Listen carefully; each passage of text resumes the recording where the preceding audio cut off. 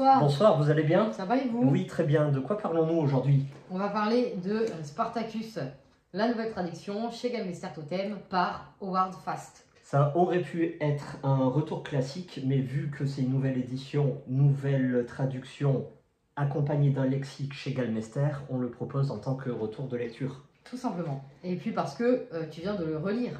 Oui, exactement. Alors l'année de publication originale, 1951. le genre C'est un historique.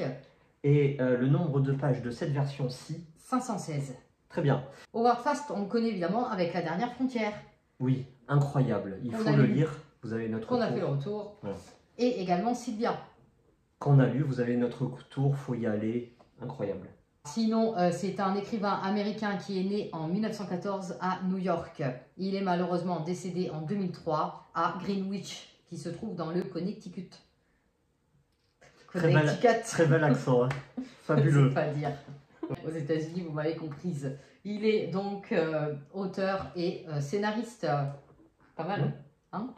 Alors j'ai cru... Il a un pseudonyme, excuse-moi de te couper, E.V. Cunningham. Ah oui, qu'on connaît également. Voilà, il y a pas mal de livres sous ce pseudo-là. Il y a eu des dizaines d'adaptations à la fois en roman et aussi en film. Alors, mais bien sûr, lequel nous intéresse? Celui qui nous intéresse, c'est le film de 1960 par Kubrick, Stanley, voilà, l'Odyssée de l'espace, Orange Mécanique, etc. Qui reprend vraiment le roman d'Howard. Il y a également une série plus récente. Oui, peux-tu en parler s'il te plaît? Oh, bah, c'est très vite, hein. Il y a eu 3 saisons, je crois, ça s'appelle Spartacus. C'est pour public, voire public averti. Il y a une excellente esthétique. Il y a quelques scènes sexuelles. C'est pour ça, c'est pour adultes.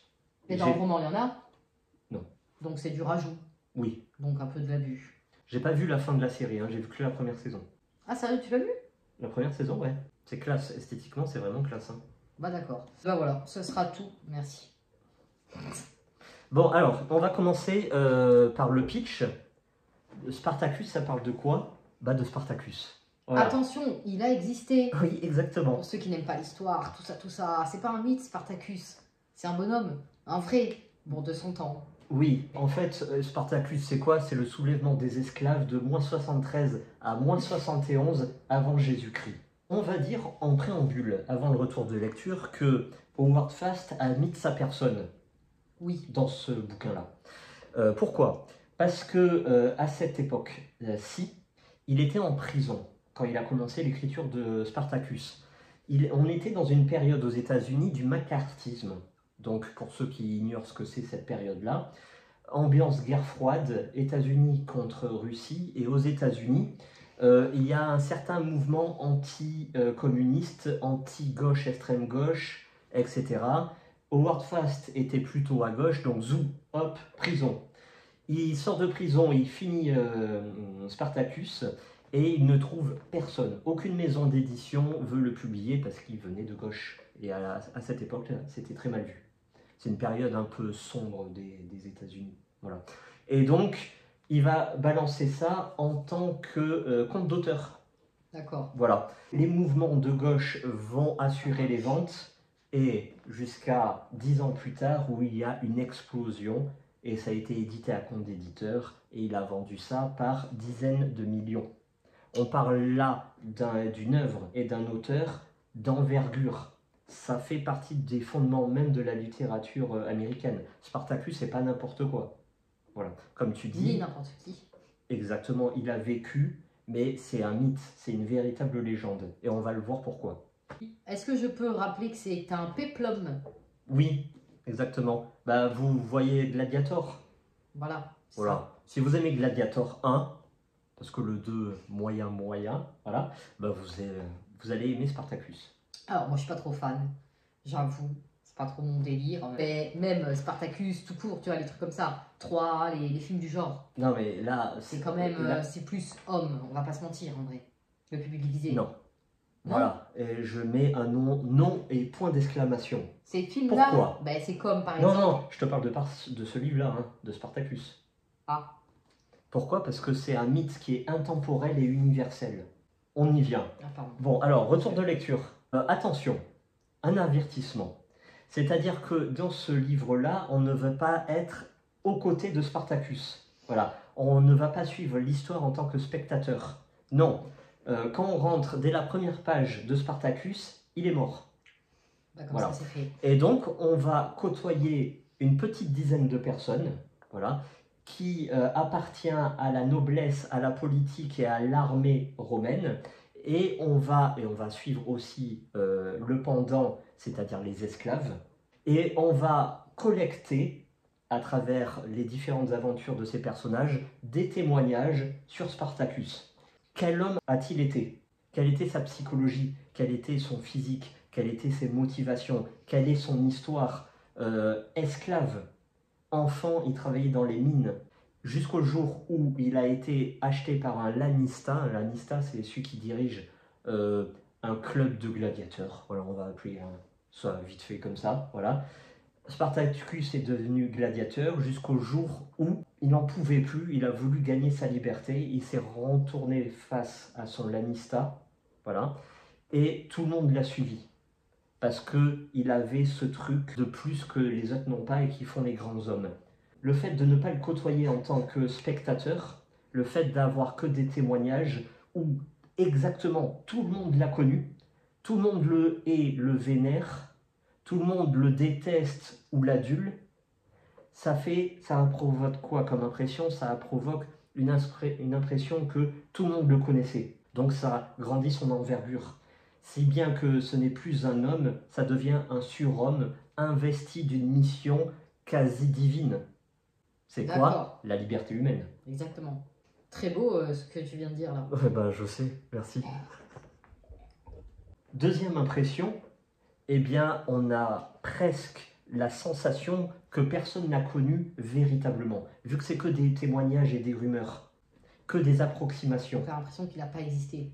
Et on a l'impression qu'il n'est pas mort. On n'a jamais retrouvé le corps. Ah oui, d'accord. Enfin, dans cette version-là, hein, évidemment, oui. Qui est un peu plus embellie peut-être que la norme. Voilà. Howard, il est à fond dans Spartacus. Ah, parce qu'Howard, c'est pas le premier à avoir écrit Spartacus? Non, il y en a des milliers qui ont écrit sur Spartacus.